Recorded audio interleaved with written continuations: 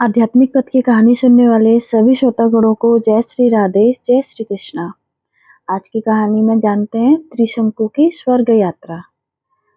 इक्ष्वाकु वंश में त्रिशंकु नाम के एक राजा हुए। त्रिशंकु की इच्छा सशरीर स्वर्ग जाने की थी। अपनी वार्ता जारी रखते हुए मिथिला के राजपुरोहित शतानंद जी ने कहा, इस बीच इक्ष्वाकु वंश में त्रिशंकु नाम के एक राजा हुए।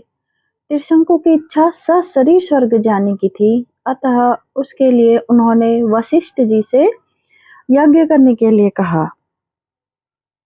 वशिष्ठ जी ने बताया कि मुझमें इतनी सामर्थ्य नहीं है कि मैं किसी व्यक्ति को शरीर सहित स्वर्ग भेज सकूं। वशिष्ठ जी की असमर्थता प्रकट करने पर त्रिशंकु ने यही प्रार्थना वशिष्ठ जी के पुत्रों से भी की, जो दक्षिण प्रांत में घोर तपस्या कर रहे थे।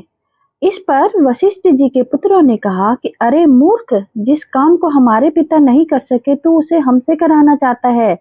ऐसा प्रतीत होता है कि तू हमारे पिता का अपमान करने के लिए यहाँ आया है। उनके इस प्रकार कहने से त्रिशंकु ने क्रोधित होकर वशिष्ठ जी के पुत्रों को अपशब्द कहे। वशिष्ठ जी के पुत्रों ने रुष्ट होकर त्रिशंकु को चांडाल हो जाने का श्राप दे दिया। श्राप के कारण त्रिशंकु का सुंदर शरीर काला पड़ गया। सिर के बाल चंडालों जैसे छोटे छोटे हो गए। गले में हड्डियों की माला पड़ गई।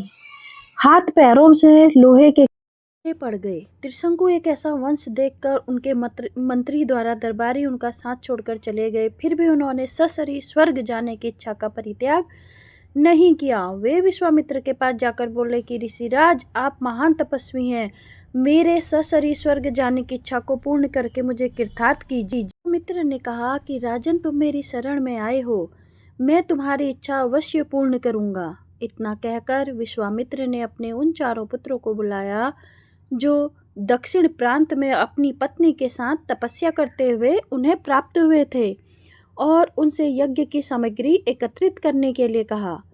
उन्होंने अपने शिष्य के द्वारा वशिष्ठ के पुत्रों सहित वन में रहने वाले सब ऋषि मुनियों को यज्ञ में सम्मिलित होने के लिए निमंत्रण भी भिजवा दिया। शिष्यों ने लौटकर बताया कि सब ऋषि मुनियों ने निमंत्रण स्वीकार कर लिया है, किंतु वशिष्ठ जी के पुत्रों ने यह कहकर निमंत्रण अस्वीकार कर दिया कि जिस यज्ञ में यजमान चांडाल और पुरोहित क्षत्रिय हो, उस यज्ञ का भाग हम स्वीकार नहीं कर सकते। यह सुनकर विश्वामित्र जी ने क्रुद्ध होकर कहा कि उन्होंने अकारण ही मेरा अपमान किया है। मैं उन्हें शाप देता हूँ कि उन सब का नाश हो। आज ही वे सब काल पास में बध कर यमलोक को जाएं और 700 वर्ष तक चंडाल योनि में विचरण करें। उन्हें खाने के लिए केवल कुत्ते का मांस मिले और सदैव कुरूप बने रहें। इस प्रकार शाप देकर वे यज्ञ की तैयारी में लग गए। शतानंद जी ने आगे कहा कि हे राघव, विश्वामित्र के शाप से वशिष्ठ जी के पुत्र यमलोक सिधार गए।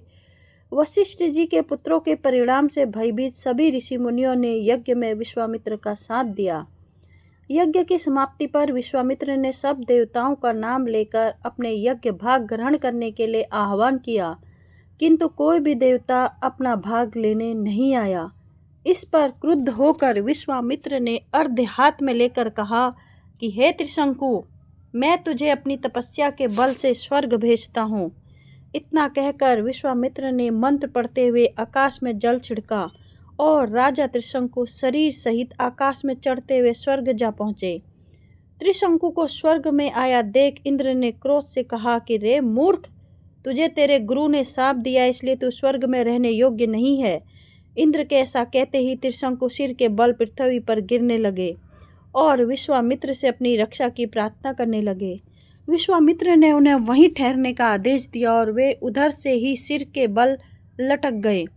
त्रिशंकु की पीड़ा की कल्पना करके विश्वामित्र ने उसी स्थान पर अपनी तपस्या के बल से स्वर्ग की सृष्टि कर दी और नए तारे तथा दक्षिण दिशा में सप्त ऋषि मंडल बना दिया।